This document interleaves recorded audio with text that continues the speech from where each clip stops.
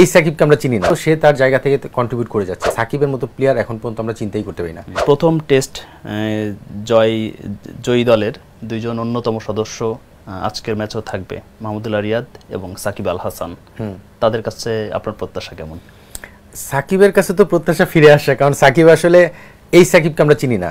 একদম বাস্তব সত্য যদি বলি, সাকিব মানে বলিং ব্যাটিং দুইটা ডিপার্টমেন্টে ফেল করবে এটা কিন্তু আমরা চিন্তাই করি না। আপনি ডিরেক্টলি তার সঙ্গে কাজ করেছেন, টিমে ড্রেসিং রুম শেয়ার করেছেন। আপনি জানেন সাকিব কিন্তু যতই দুষ্টামি করুক, যতই এদিক ওদিক যাই করুক, দিন শেষে মাঠে যখন নামে ও চ্যাম্পিয়ন প্লেয়ার, ও বাংলাদেশের 1 নম্বর প্লেয়ার, এমনি এমনি হয়নি, ওয়ার্ল্ডের 1 নম্বর প্লেয়ার। সো সেই জায়গা থেকে আপনি জানেন যে ও যখন মাঠে নামে ও কোনো না কোনো একটা ডিপার্টমেন্টে সেটাকে প্রুভ করে এসেছে। ব্যাটিংটা অলওয়েজ চ্যালেঞ্জিং, একটা বলে আউট হয়ে যেতে পারে, বাট বলিংয়ে ফেল করেছে সাকিব, এটা কিন্তু খুব রেয়ার। সো এখানে আমরা এই ওয়ার্ল্ড কাপের দুইটা ম্যাচে বলিংটা তার কাছ থেকে সেইভাবে দেখিনি। সো আমি বিশ্বাস যে সাকিব হয়তো এই ম্যাচেই তার যে ঘুরে দাঁড়ানো বা ওয়ার্ল্ড কাপে যে আমরা সুপার 8-এ যাবো সেখানে ম্যাচগুলো পারফর্ম করার ক্ষেত্রে সাকিবের যে ভূমিকা আজকের ম্যাচেই সেটা দিয়ে প্রমাণ করবে। আর রিয়াদ তো আমাদের ফিনিশার হিসেবে দায়িত্ব পালন করেই যাচ্ছে। টি-20 ক্রিকেটে ব্যাক করার পর থেকে তার ব্যাটিং আমরা দেখে যাচ্ছি, ডিফারেন্ট রিয়াদকে দেখছি। মাহমুদুল্লাহ সুপার ফর্মে আছে বলা যায়। সেটাই, মানে মাহমুদুল্লাহ আমাদের ফিনিশার হিসেবে যেটা ডিমান্ড করছে বাংলাদেশ টিমে একটা ঘাটতি ছিল, সে জায়গায় মাহমুদুল্লাহ কিন্তু প্রমাণ করে যাচ্ছে। টিম হারলেও সে তার জায়গা থেকে কন্ট্রিবিউট করে যাচ্ছে। সো আমরা আশা করছি এই দুইজন আমাদের চ্যাম্পিয়ন প্লেয়ার তারা আজকে ইম্পর্টেন্ট ম্যাচে সেটা দায়িত্ব পালন করবে।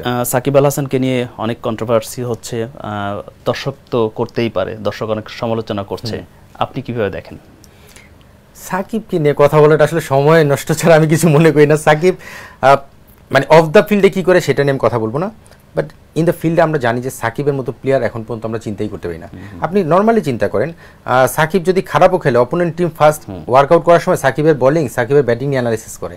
এটা খুবই স্বাভাবিক। আমি যখন একটা টিম খেলবো, আমি যদি আমার অপোনেন্ট সাকিব থাকে, আমার অ্যানালিসিস করতে হবে সাকিব কি বলিং করে, সাকিব কি ব্যাটিং করে। এটাই তো একটা প্রেশার অপোনেন্ট টিমের জন্য।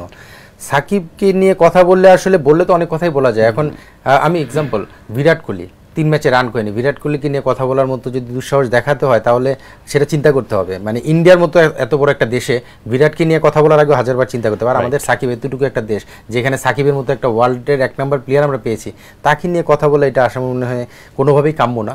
আর 1-2 ম্যাচ দেখে তো চিন্তাই করা যায় না।